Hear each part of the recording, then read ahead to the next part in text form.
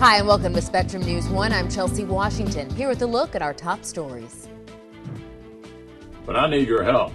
Mitch McConnell is telling voters he can stop impeachment. Why he's asking for your dollars to do it. This is a political ploy. There's no question about that. There's less than a month left of campaign 2019 in Kentucky. How a court case could knock an attorney general candidate out of the race. All that and more right after your weather on the ones. That starts right now.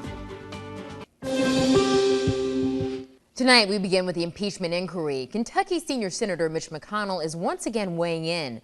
The Republican is using the inquiry into President Trump to make the case for another 6 years in Washington. Spectrum News 1's Eva McKen has been following the developments from Capitol Hill. Meanwhile, McConnell taking a rare critical stance Monday on the Trump administration's decision to pull U.S. forces from Syria. In a statement, McConnell said, while the physical caliphate has been removed, ISIS and al-Qaeda remain dangerous forces in Syria. A precipitous withdrawal of U.S. forces from Syria would only benefit Russia, Iran, and the Assad regime.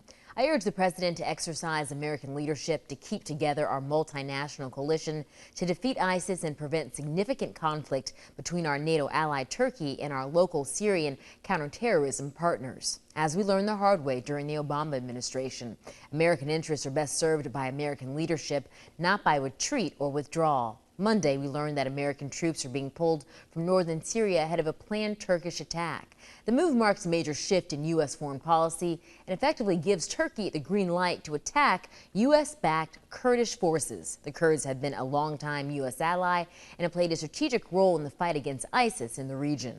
The White House said Sunday that U.S. forces will not be involved in the operation. It's unclear if this is a full withdrawal from the country. But it's a bit of a different story from Kentucky's junior senator. Rand Paul took to Twitter to show support for the withdrawal from Syria, saying, I stand with President Trump today as he once again fulfills his promises to stop our endless wars and have a true America First foreign policy. So many neocons want us to stay in wars all over the Middle East forever. President Trump is absolutely right to end those wars and bring the troops home. Monday, Daniel Cameron was in a Jefferson County courtroom defending his qualifications in his bid for Attorney General. You may remember the story. Earlier this month, a lawsuit surfaced accusing Cameron of not practicing law for 8 years. That's the minimum required to run for Attorney General. Monday, lawyers for former union worker Joseph Jackson argued that gaps in Cameron's employment means he doesn't meet the requirement. Cameron's lawyer said that's not the case and pointed to a similar previous case to prove it. In the 1990s, Ben Chandler fought a similar lawsuit and won. Cameron says he believes he'll have a similar outcome. This is certainly a political case. In this case, don't let anybody fool you. This is the workings of Greg Stumbo. He's desperate.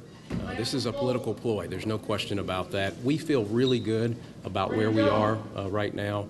The fact of the matter is, as was noted in there, the Ben Chandler case is very compelling as it relates to the case against me now. The court in that case said that if you have been licensed for 8 years, that is the critical point. That is the critical question. I think that resonates with Judge Willett, and I recognize and I think that we'll be victorious at the end of the day.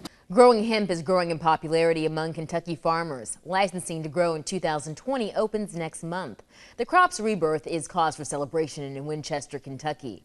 The town was once ground zero for the industry. The first ever hemp harvest festival happened over the weekend. Hemp grower and processor Ben Paisley has noticed an interest in the crop from all ages. The Department of Agriculture explains the growth in 1 year.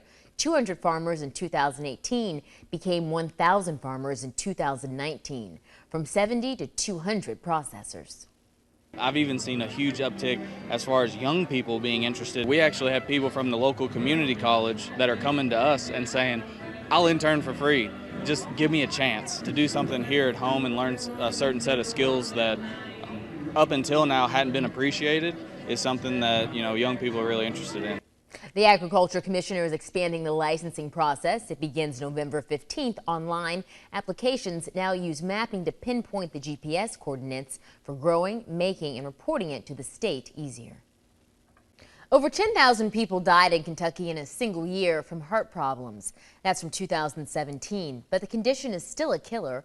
Medical experts in Louisville are fighting back. Spectrum News 1's Michael Cadigan takes us inside the Cardiovascular Innovation Institute to show us how. The Institute has been researching and developing game-changing technology since 2006. Coming up, it's now the longest strike in 5 decades. After 22 days, find out why GM workers may be picketing for much, much longer. And it really felt like fall as you headed out the door Monday. A look at what you can expect Tuesday morning. Still ahead, coming up in your Weather on the Ones. Stay with us.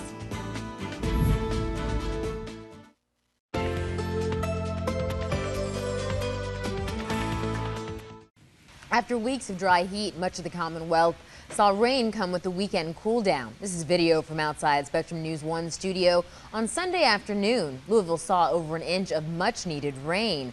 Other parts of the state saw even more. Isn't that right, Wes? Absolutely. Some areas picked up 3 to 4 inches of rain, and we needed it. And it was really good because we picked it up over a 1 or 2 day period, not just all at once in one downpour. So it gave it a little time to kind of soak in a little bit. But now that we have had some of that soak in, that's going to lead to maybe some fog potentially as we head toward daybreak. Notice Louisville, Covington down to about a quarter-mile visibility just in time for the morning commute. So that will be the case. Maybe even Lexington seeing those visibilities drop down to a quarter of a mile, perhaps even lower than that. Right around 7, 8 o'clock in the morning. I suspect by about 9, 10 o'clock, most of that would no longer be a problem. But look at the temperatures we're also waking up to. We are starting out in the 40s. Most locations below 50 degrees to start out our Tuesday. A lot of sunshine, though, into the afternoon. We're going to see the winds staying out of the northeast, so that's what's going to keep temperatures in the lower to middle 70s. Notice northeast winds around 10 to 15 miles per hour. As we head into the afternoon, those will start to lighten back up as we head closer to sunset. There's your forecast highs about 75, Louisville, Owensboro, Bowling Green about the same, low 70s, Covington, London, Lexington right around 73 degrees as we head into your Tuesday afternoon. Wednesday, we're looking pretty similar, temperatures in the middle to upper 70s. We'll add a few clouds to the picture. It does still look dry, though, for us as we head through the day on Wednesday. I'll let you know when we do see some rain in the forecast coming up with your 7-day. That's in just 9 minutes. GM workers continue to strike for the 22nd day in a row. It's now the longest strike in 50 years, and negotiations seem to be going backwards. Over the weekend, the UAW sent a letter to General Motors leaders Sunday outlining ongoing trouble in the talks. The letter shares that, quote, negotiations have taken a turn for the worse. This is some 46,000 workers are off of the job and continue to walk the picket lines. They're living off just $250 a week in strike pay, a fraction of what most workers typically earn. In a statement, General Motors says that it continues to negotiate in good faith. The automaker says it is committed to continuing discussions around the clock to reach a resolution. Another horse at California racetrack Santa Anita Park has died. It's the 33rd horse death at the track in less than a year. Track owners said Kentucky Colonel, a 5-year-old gelding, died from an apparent heart attack after a jog on the training track. Santa Anita Park closed for evaluation in March after more than 20 horses died over the course of 3 months. When it reopened later that month, there were some changes in how the horses were treated. And over the summer, the California Horse Racing Board began investigating trainers to see if they played any role in the string of horses that died there.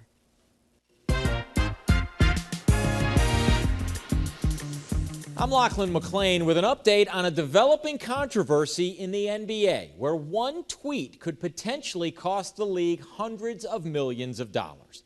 It started last Friday when Houston Rockets general manager Daryl Morey tweeted this image that says, "Fight for freedom, stand with Hong Kong," in support of the protests there. The Chinese Communist government was not happy, and neither were a number of prominent Chinese companies who suspended ties with the Rockets. That includes Tencent, the NBA's exclusive digital partner in China. This is a big deal because the NBA's China division was worth more than $4 billion last year. The Chinese market is important to the NBA. They think it's their future. A lot of Chinese are really into basketball.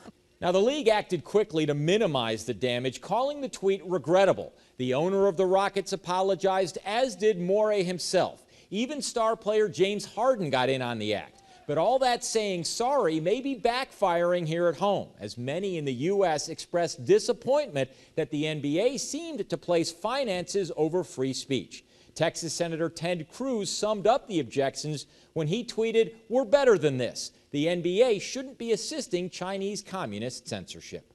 Lachlan McLean reporting, Spectrum News 1. Kurt Volker, the Trump administration's former special envoy to Ukraine, resigned Monday as executive director of the McCain Institute. A source said it was in an effort to make sure the D.C. area research group is not affected by the Ukraine controversy. Last week, Volker also stepped down from his post in the Trump administration. It was one day after the release of the first whistleblower report. Volker was the first person to testify behind closed doors before 3 congressional committees. Last week, House Democrats released text messages Volker turned over. They showed Volker had indicated to a presidential aide that the Ukrainian president might be invited to the White House, but only if Ukraine carried out Trump's investigation request. Meanwhile, protesters blocked traffic on Wall Street Monday. Take a look. It's a so-called die-in staged by a group called Extinction Rebellion. They are protesting lack of action by world governments on a warming globe. The organization's website says Monday kicked off 2 weeks of protest in 60 cities around the world. The group calls climate change an unprecedented global emergency. Kroger taking one controversial item off of its shelves, while the grocery chain is joining others in saying no more. Temperatures will slowly rebound through the middle of the week, but we've got a big cool down on the way as we head toward the weekend. I'll explain with your 7-day forecast after a quick break.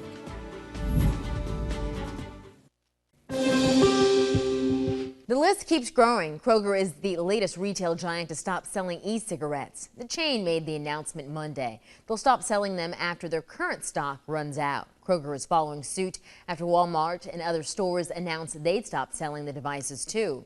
It all comes as more people die from a mysterious lung illness with ties to the devices. To date, at least 22 people have died and more than 1,000 are sick with the illness. Health authorities are not sure what ingredient or combination of ingredients are causing the outbreak. Anecdotal evidence suggests black market products may be the culprit. A new study has found that e-cigarette vapor causes lung cancer and potentially bladder cancer in mice. The New York University study exposed 40 mice to e-cigarette vapor with nicotine for more than a year. Over that time, nearly a quarter developed lung cancer and over half developed precancerous lesions on the bladder. Researchers say the effects of e-cigarettes in humans may not be known for more than a decade, but that the study is the first to link vaping nicotine to cancer. A Kentucky university is set to get tens of millions of federal dollars to fight the opioid epidemic. Monday, Senate Majority Leader Mitch McConnell and other Kentucky leaders announced the University of Kentucky will get an $87 million research grant. The school will research opioid addiction and study alternatives. The goal is an ambitious one, to reduce fatal overdoses in the state by 40% in the next 3 years. This horrendous problem is just mind-bogglingly difficult to figure out how to get at. I expect trying to figure out how to dispense these funds was a challenge, because so much of what we do in government probably doesn't produce the result that we had hoped for. But all of this has come together today for this extraordinary celebration. The $87 million grant is the largest in the school's history. October is Breast Cancer Awareness Month, so the city of Louisville is doing its part. The historic City Hall clock tower at 6th and Jefferson is going pink to serve as a reminder. It will stay that way for the rest of the month. The Metro Council says it stands with the American Cancer Society in encouraging Kentuckians to screen, self-examine, and test for early detection of the disease. 1 in every 8 women will be diagnosed with breast cancer in their lifetime. We're inching closer to the answer every animal lover has been waiting for. What will the zoo name Mickey's elephant calf? Louisville Zoo is down to 3 finalists, and you can help them decide. Fans submitted more than 15,000 names for this little guy, who is now just over 2 months old. Pretty cute. The top 3 names are Fitz, Rocket, and Walt. You can help the zoo decide on a name. They'll be taking votes from now until October 20th. You can vote by dropping coins or bills into a kiosk near the elephant area, or you can vote online by making a donation to the zoo. The winning name will be announced the week of October 21st. It was a cool Monday, but a change of pace for Tuesday. Your weather on the Ones forecast is coming up after the break. And take us with you. Just download the free Spectrum TV app and you can keep up with the latest news and weather on the go. Thanks for watching Spectrum News 1. We'll be right back.